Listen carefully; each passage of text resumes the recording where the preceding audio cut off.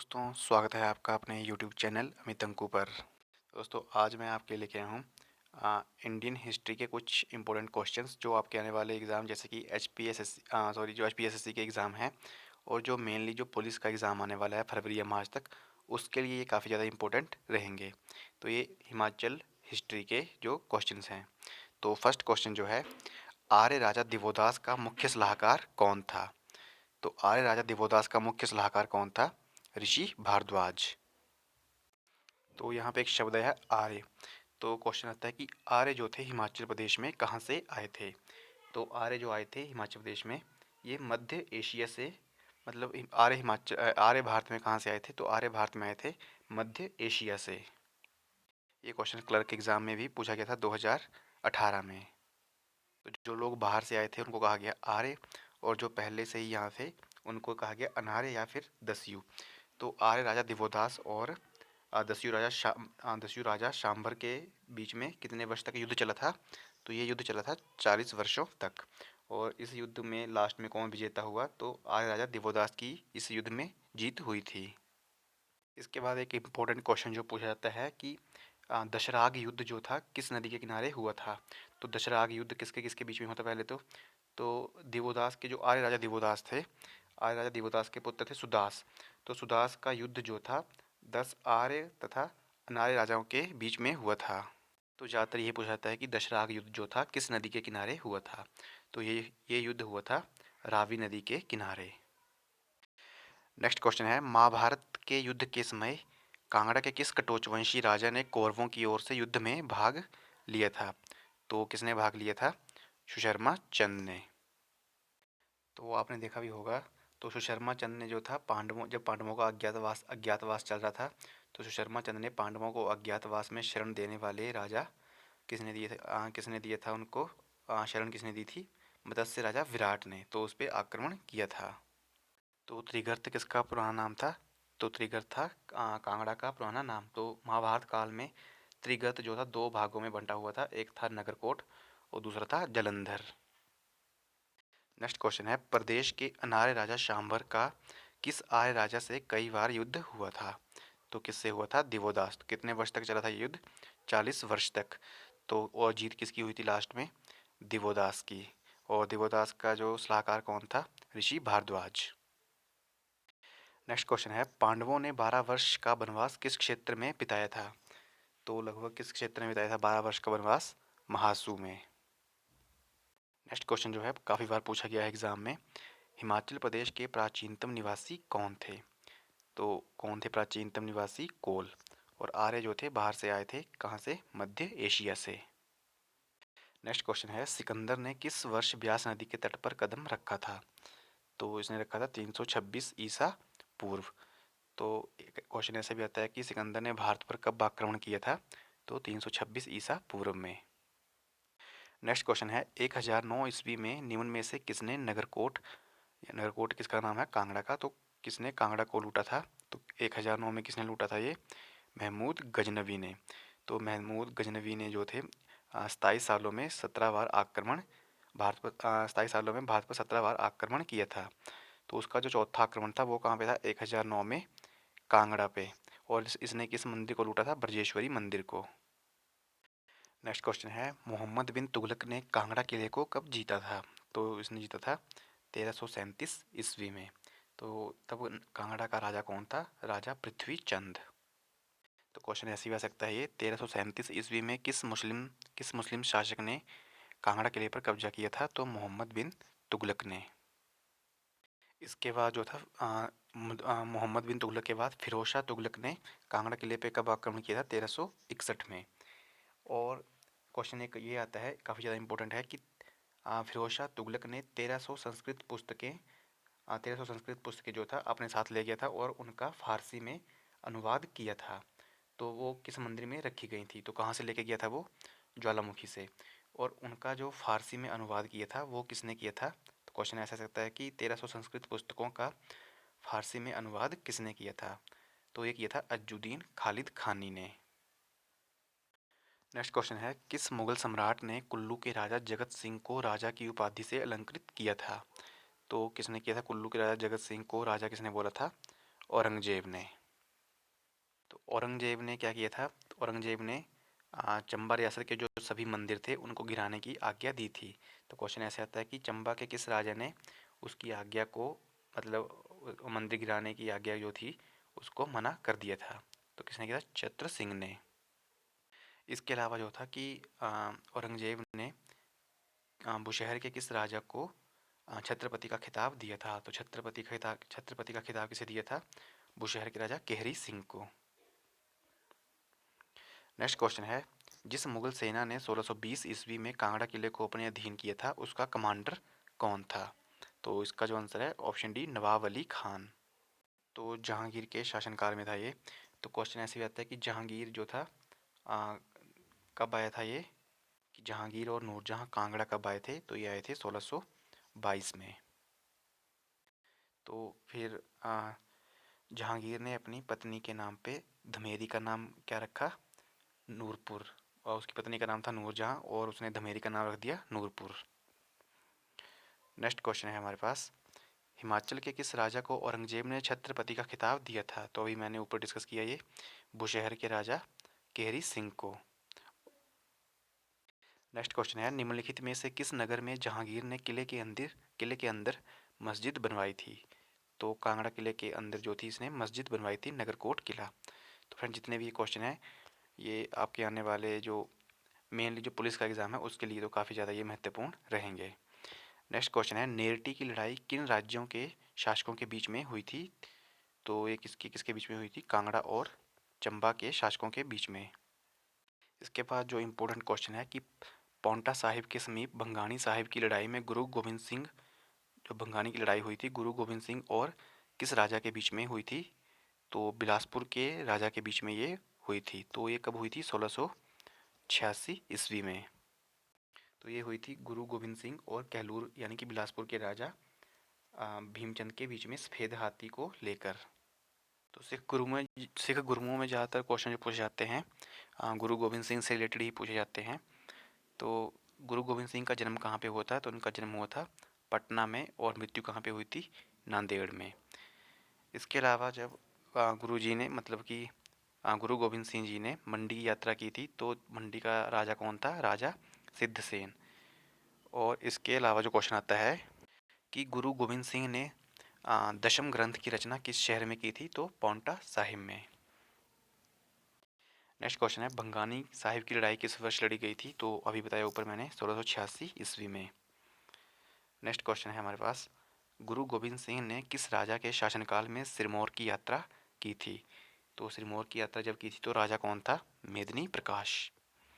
Next question है, जब गुरु गोविंद सिंह ने मंडी रियासत की यात्रा की थी तो वहाँ का राजा कौन था? तो अभी ऊपर बताया मैंने सिद्धसेन। उसके बाद जो इम्पोर्टेंट क्वेश्चन आते हैं, राजा संसार चंद ने कांगड़ा किला और 66 गांवों को महाराजा रणजीत सिंह को क्यों सौंप दिया था? तो क्यों सौंपा था ये? तो ऑप्शन बी, गोरखाओं को हराने के समय पर मदद मदद करने के बदले में। तो राजा संसार चंद कहाँ का राजा था ये? तो ये था कांगड़ा का राजा। तो संसार चंद ने कहाँ पे आक्रमण किया था? बिलासपुर। तो तब बिलासपुर यानी कहलूर के राजा ने बदला लेने के लिए, तो बिलासपुर का राजा था तब महान चंद, तो उसने बुलाया था गोरखा कमांडर अमर सिंह थापा को किससे लड़ने के लिए? संसार चंद से लड़ने के लिए। तो अमर सिंह थापा ने महल मौर्यों में राजा संसार चंद को हराया था। तो महल मौर्य कहाँ पे है? ये है हमीरपुर में। तो इसके बाद राजा संसार चंद ने रणजीत सिंह से सहायता मांगी थी। तो संसार चंद और महाराजा रणजीत सिंह के बीच में ज्वालामुखी की संधि हुई थी, वो कब हुई थी? 1809 ईस्वी में। तो जिसके अनुसार क्या था कि गोरखों को हराने के बदले में संसार चंद महाराजा रणजीत सिंह को कांगड़ा किला और 66 गांव देगा। इसके बाद महाराजा रणजीत सिंह ने अमर सिंह थापा को हरा दिया और संसार चंद ने कांगड़ा किला और 66 गांव जो थे रणजीत सिंह को सौंप दिए। तो क्वेश्चन है, राजा संसार चंद और महाराजा रणजीत सिंह के बीच ज्वालामुखी की संधि किस वर्ष हुई थी? तो ये हुई थी 1809 में। नेक्स्ट क्वेश्चन है पांचवा नहीं सॉरी, महल मोरियो नामक ऐतिहासिक स्थल जहां राजा संसार चंद एवं गोरखों के बीच में युद्ध हुआ था कहाँ स्थित है? तो मैंने बताया अभी ये कहाँ पे? हमीरपुर में। तो 1806 में महल मोरियो में अमर सिंह थापा ने राजा संसार चंद को हराया था। Next question, most important question. 19वीं सदी के प्रारंभ में अनेक पहाड़ी रियासतों पर आक्रमण करने वाली गोरखा सेना का नेतृत्व किसने किया था? तो काफ़ी ज़्यादा इंपॉर्टेंट क्वेश्चन है ये। अमर सिंह थापा ने। तो Gorkha commander Amar Singh Thapa. Next question है, सन 1805 में अमर सिंह थापा ने संसार चंद को किस स्थान पर हराया था? तो 1805 या 1806 इन दोनों में से। तो किस स्थान पर हराया था? महल मोरियो। ये कहाँ पे है? हमीरपुर में। उसके बाद है, कांगड़ा, कुल्लू एवं लाहौल स्पीति किस सन में अंग्रेजों के अधीन हुए थे? तो ये हुए थे 1846 में। तो 1845 और 46 में क्या हुआ था? प्रथम आंग्ल सिख युद्ध हुआ था। तो जो किससे समाप्त हुआ था? लाहौर की संधि से। तो लाहौर की संधि में क्या था कि जो सतलुज नदी के दक्षिण के सभी क्षेत्र थे वो मतलब वहाँ से सिख चले गए। ब्यास और सतलुज के बीच जो भी मतलब प्रदेश थे वो अंग्रेजों के कब्जे में आ गए। तो कांगड़ा, कुल्लू एवं लाहौल स्पीति किस वर्ष अधीन हुए अंग्रेजों के? 1846 में। नेक्स्ट क्वेश्चन है, नाल देहरा की प्राकृतिक सुषमा से अभिभूत होकर एक ब्रिटिश वायसराय ने अपनी बेटी का नामकरण वहीं कर दिया था, वह कौन था? तो किसने किया था ये? लॉर्ड कर्जन ने।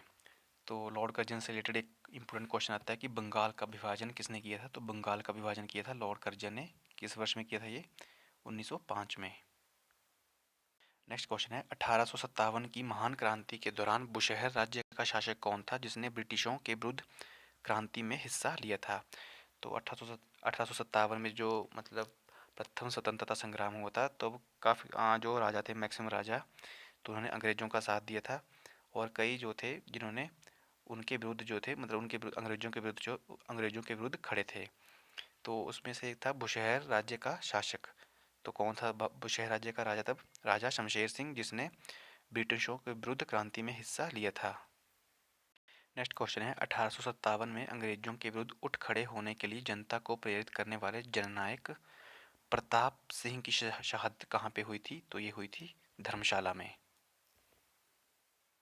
इसके अलावा जो क्वेश्चन आता है इंपॉर्टेंट क्वेश्चन, 1857 की क्रांति के समय शिमला पहाड़ी क्षेत्रों का कमांडर इन चीफ कौन था? तो कौन था? जनरल अंसन।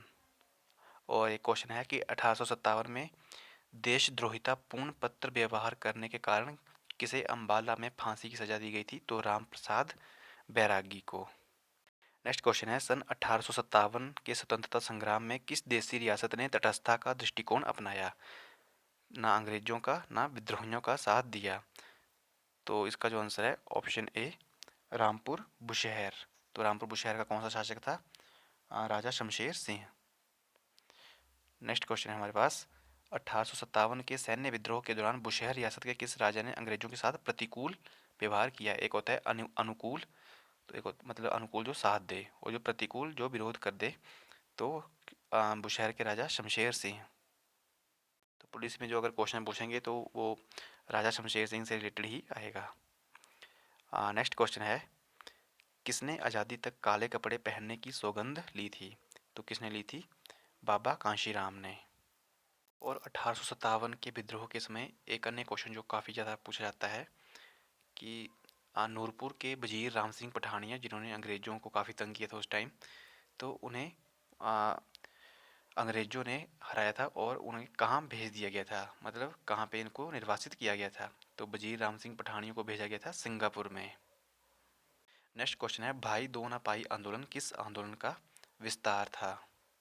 तो भाई दो ना पाई आंदोलन किस आंदोलन का विस्तार था? सविनय अवज्ञा आंदोलन का। नेक्स्ट क्वेश्चन है, 1914-15 के प्रसिद्ध मंडी षड्यंत्र का नेतृत्व किसने किया था? तो ये किया था मियाँ जवाहर सिंह ने।